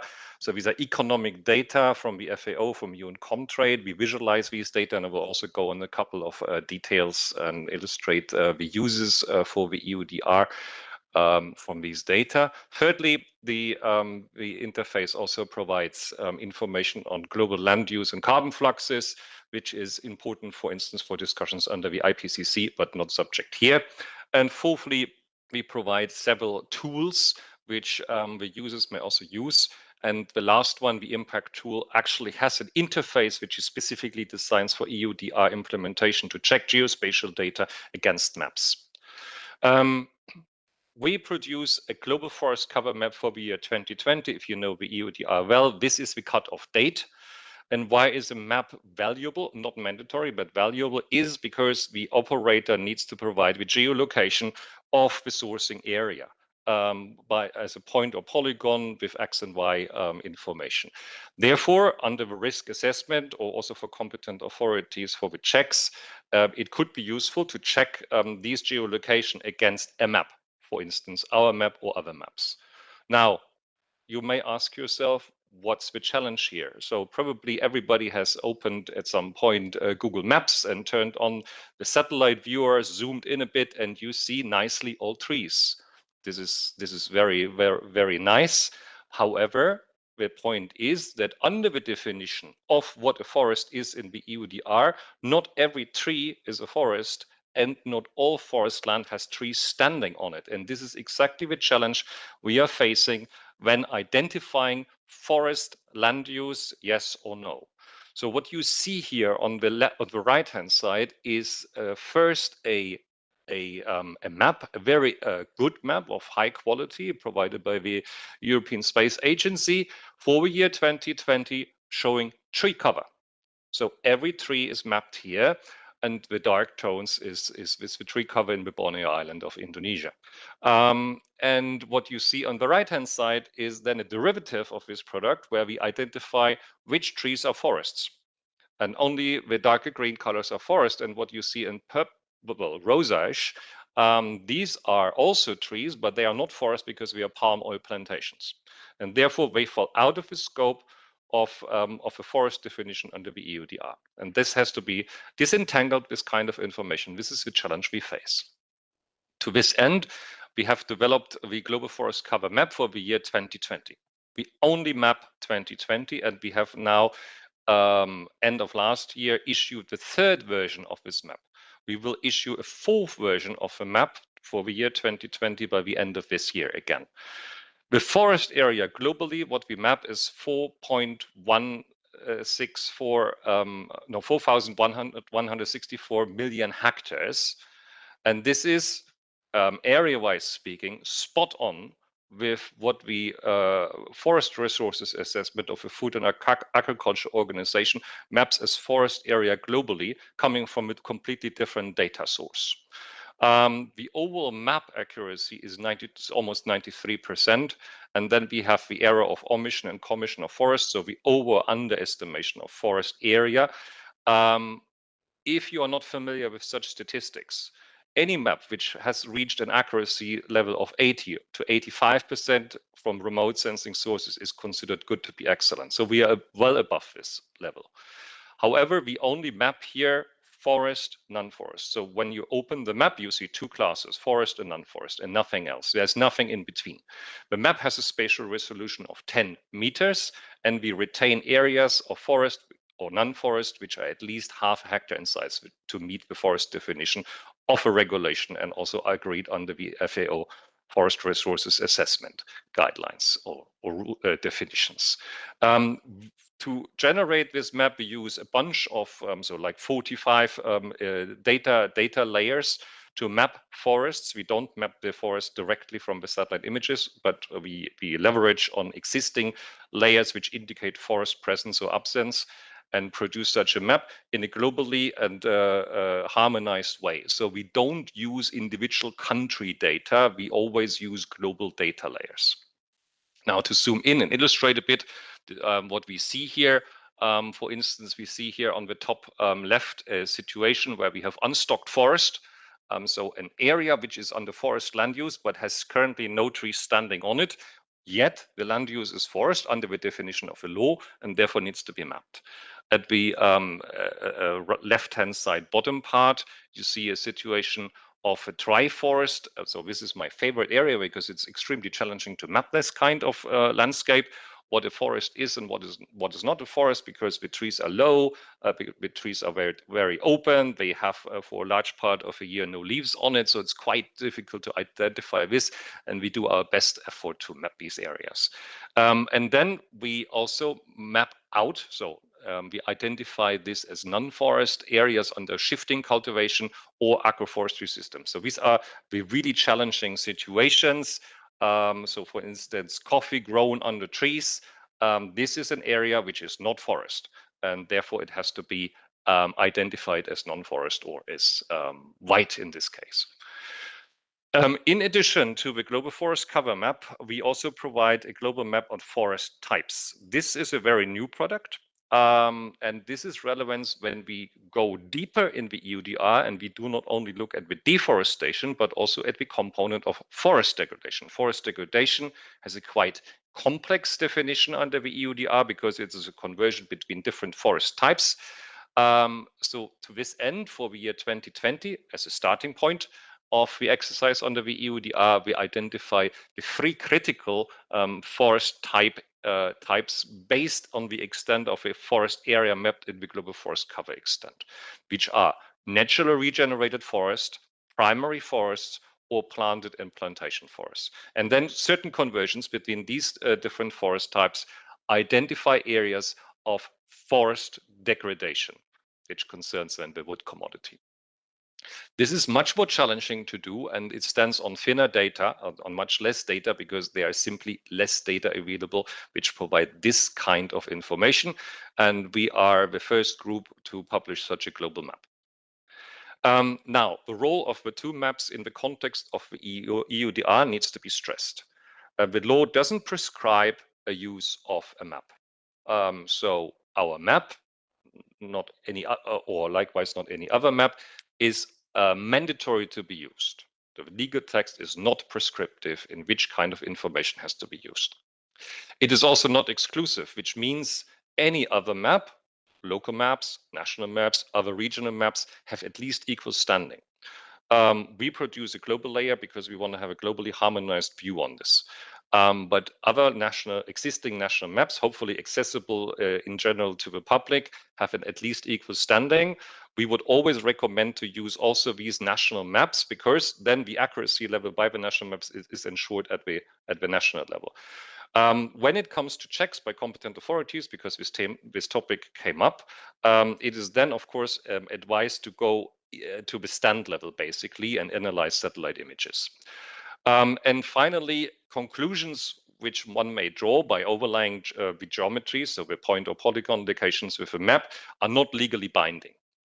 Which means if our map indicates forest in 2020 and then the geolocation indicates this is a soil field in 2022, it doesn't mean that there has been deforestation. It is just the first indicator, and that it should be checked in more detail with other information. So for instance, geotagged photos. This is a slide I will jump over, but this gives you then, if the slides are shared, the different ways how to access our data on global forest cover and global forest types in viewers, for downloads as a whole image, or even for analysis ready data on Google Earth Engine, for instance. As I mentioned, also we provide geospatial tools for the user community, in particular for the operators, to check the points or polygons which you may have against, for instance, our map. To this end, the Impact Toolbox, which is a development by the JRC, free of charge, has been extended with a module for the EUDR. This is the little window you see in the middle of the screen, super easy to handle, because you just need to say where your polygons are stored on your local device. The map is automatically downloaded. You say you want to check by points or polygons, you want to get the numbers or the percentage area back, and the results is then generated as maps or as statistics, as you see here. When mentioning this tool, I should also stress that other entities, for instance, the Food and Agriculture Organization or the World Resources Institute, have developed similar tools for the user community free of charge, to be used in a relatively simplified way. The JRC also conducts on an occasional basis regional analysis. We have done this with 2 countries. With the Ivory Coast, we have made a tool to compare our global map with a national map, and then developed also a flowchart how the maps could be used in combination. Recently, we also have issued a technical report with Thailand, together with Thailand, doing a similar analysis, but also going a step beyond by looking at the legality aspects, because Thailand is in a good situation to have geospatial information about legality, and therefore we have developed this flowchart as well. Finally, I would like to dwell on a bit of a different topic. So we move away from geospatial data to trade data, which is also visualized on the EU Forest Observatory. So one can visualize the trade flows with a FAO stat or UN Comtrade data from a producing country to a consuming country. Not necessarily always to the European Union, to all countries. There's an interactive tool to visualize this information. This is shown here on the left-hand side. So you can choose the period you want to analyze, the commodity or product, and you choose whatever you want to visualize, and then you get basically the trade flows. We go a step beyond this by using also models to calculate how much land is actually needed in order to produce the trade quantity in a given country. So the quantity, for instance, the European Union imports, how much area is used, is needed in a given country to produce that kind of quantity. So what you see here in the map is, for instance, an illustration of the area needed to produce the cocoa products over a 5-year period, which is imported in the EU. You see very clearly where this mainly comes from. This is the Ivory Coast. And finally, we look into ways to then also quantify the deforestation that is actually then taking place, which is marrying the data from the land footprint then with geospatial information, again, from maps on the deforestation area. And this is the so-called embodied deforestation. As we are a scientific organization, we make also our knowledge available in scientific journals. And of course, we pay due attention to the methodological development. So what you see here on the left-hand side are the information flows in our production for the trade data, then the land footprint and the embodied deforestation. The papers are currently under review. The data are partially already accessible. And then on the right-hand side, you see again a quantification on the embodied deforestation per commodity and per world region. So the total size of the bar plots indicate the overall amount over, I should stress, a 17-year period here, a total of a 17-year period. And then by the trade, by the commodity types, you see the disaggregation and actually the differences of where certain commodities go in the world. Last slide here, the different accesses to the different technical documentations, to the scientific paper, and also on the very top, the link to the EU Forest Observatory for further consultation after the meeting. Thank you very much.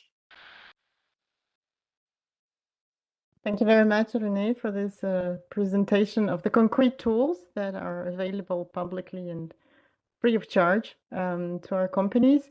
Agnieszka, do we have time for questions? Because I just have a small question, but maybe to Francesca. I don't see questions on chat, so if you want 2-3 minutes for question and answering, and maybe Izulet wants to have any question to René, because he was writing on the chat as well regarding maps and documents available in Brazil. So if you would like to interfere a little bit with René, it's okay, but then just 5 minutes maximum, and then we go to closing.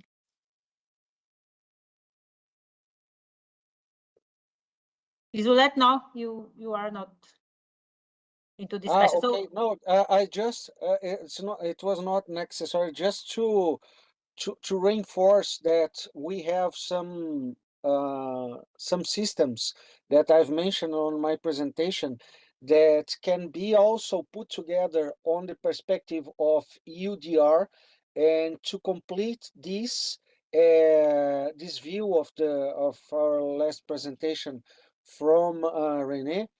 And if these systems are recognized, it would be very helpful to not only support the European point of view, but to complete the last mile, for example, on a daily or monthly basis of the crops or the origin of the exported goods intended to enter Europe. So this we can support and complete this view and help to strengthen and to speed up EUDR. So I've shared some links of the systems here in the chat. And also, René, they are scientific and trusted institutions that regularly produces scientific publications, and they have open databases. Okay, Maria, you want to ask a question because you said you have one small question, or no? No, you already answered. It was regarding the example of the documentation, but yes, no problem. So I think that we can give floor to Christos Kouras from DG GROW European Commission to close our successful, in my opinion, but long, of course, and a little bit tiring, definitely, for the speakers webinar. So thank you very much to all of you, because I will not take over the floor anymore, for all your participation, and especially the speakers and all people involved for being here and for your hard work on this, because it took some time to organize it, but I think the session from session, it went really perfectly, and they were so aligned that I'm impressed. Thank you so much. Thank you very much, Agnieszka, and I'm really echoing what you said. Good afternoon to everyone. Good morning to Brazil. I'm Christos Kouras from Team EN, Unit B4, Industrial Forum Alliances and Clusters in DG GROW in the Commission. Many thanks to my colleagues Alessio and Rene from DGN and the Forest Observatory of JRC for sharing with us, this policy perspective, which is very well and very much needed. To Debayan, Gustavo, and Isolette and Lina, for sharing the global perspectives, much appreciated. Nicola and Francesca, for sharing insights from their hands-on everyday experience with SMEs, and of course, Massimiliano, for the pure private sector angle. And I kept for the end, of course, the architect mind behind this very complex exercise, Agnieszka. Thank you very much for organizing this very relevant and very complex, as you said, webinar representing internationalization in the EN. And of course, Reyes for sustainability and Maria for resilience and preparedness. As you saw, these three areas are very, very much interconnected and are very relevant to the effective implementation of the EUDR, which, as you saw, poses a challenge, a regulatory challenge to the companies, but also to me and also to all of you, I understand, it's a real opportunity to make companies, position companies as global competitors and players and not just spectators. As Isolette correctly mentioned, to my understanding, and as I also believe, this is more than just a regulation. It's, I would call it a strategic move, a transition towards, towards deforestation-free value chains and more sustainable business models, which, and I'm sure Alessio would agree if he was still here. It's been a commitment from the European Commission side for a long time in the policy agenda.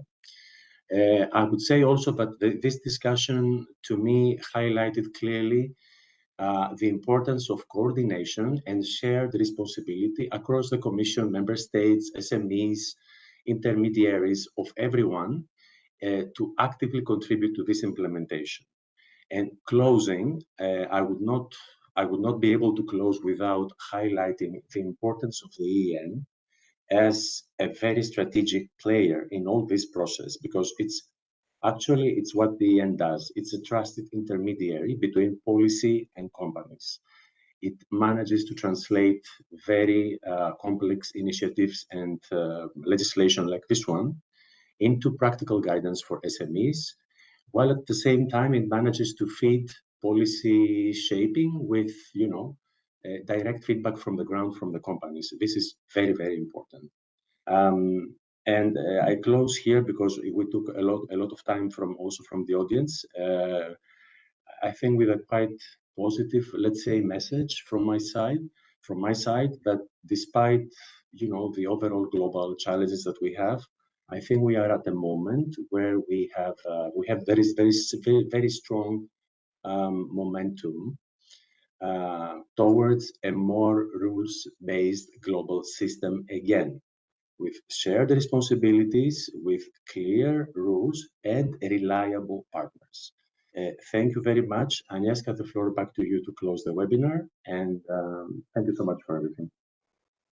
No, I have already done it. If Thomas would like to sum up where the webinar will be accessible. I think everything has been said. The webinar will be available for download and for streaming on YouTube and the Enterprise Europe Network website for all businesses which are still with us after almost 2.5 hours, which is quite a duration. They can also reach out to their local Enterprise Europe Network contact point for further support on this issue. Thank you very much, and that's it. Presentations, Thomas, because there were many questions about presentations. They will be. I will be sending them out as well. Yeah. Great. Okay. Thank you very much. Thank you sorry, so before much. closing, sorry. something we forgot. Sorry. Our next webinar will be with Florida end of September. Yeah. Thank you. Good. So now you Thank have time till end of September. Bye bye. Thank you. Bye bye. Ciao ciao. Ciao ciao.